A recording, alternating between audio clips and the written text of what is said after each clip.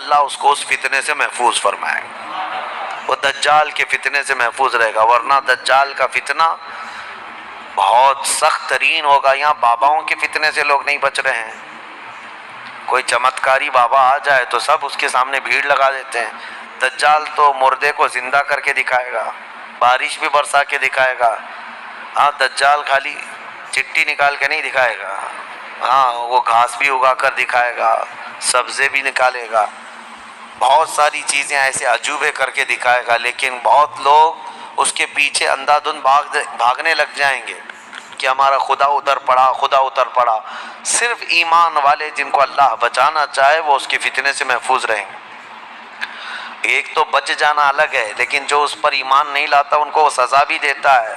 دجال جو ہے دونوں ٹانگیں پکڑ کر چیر دے گا، کچھ لوگوں کو کھولتے ہوئے تیل میں بھی ڈال دے گا، اس کا رعب و دبدبہ ہوگا، اس کا غلبہ ہوگا۔ اس کے لیے مومنین کو اذیتیں بھی دے گا، تکلیفیں بھی دے گا، لیکن جو جمع رہا اس کے لیے بہت بڑی جنت ہے، بہت بڑی جنت کا اللہ نے وعدہ فرمایا۔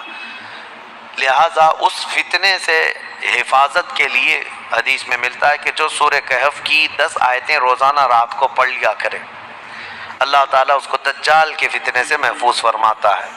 اللہ کریم ہم سب کو دجال کے آنے تک دنیا میں نہ رکھے۔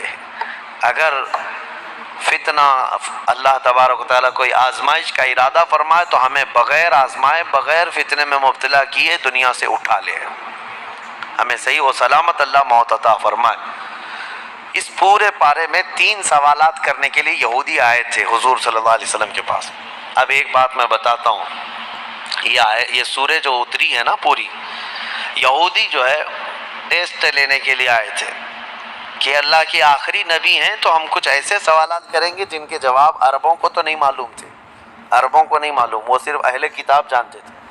وہ 3 سوالات کیا لے کر کے آئے تھے حضور صلی اللہ علیہ وسلم سے؟ انہوں نے کہا روح کس کو کہتے ہیں؟ روح جہاں معلوم ہے سب کے پاس ابھی، روح کس کو کہتے ہیں؟ دوسرا ان کا یہودیوں کا سوال تھا اصحاب کہف کون تھے اور کتنے تھے؟ یہ غار والے لوگ کون تھے اور کتنے تھے؟ یہ سوال انہوں نے لا کر کے پیش کیا۔ تیسرا سوال تھا ذوالقرنین کون ہے؟ حضور پاک صلی اللہ علیہ وسلم نے فرمایا جاؤ میں کل اس کا جواب دوں گا۔ اب سنو، یہ کس کے لیے؟ نبی رحمت سید الانبیاء کے لیے۔ سنو توجہ سے، جو بڑے ڈھیٹ سے کہتے ہیں نا، عام لوگوں کی بات کر رہا ہوں۔ رسول رحمت صلی اللہ علیہ وسلم نے یہودیوں سے کہا کہ کل آ جانا میں بتا دوں گا۔ تو حضور کا یہ ارادہ تھا کہ آیتیں اتریں گی، وہی آئے گی تو میں اس سے جواب دوں گا۔ کوئی آیت نہیں آئی، کوئی وحی نہیں آئی۔ دوسرے دن یہودی آئے، حضور پاک صلی اللہ علیہ وسلم نے ان سے فرمایا کہ جاؤ میں اور کل بتاؤں گا۔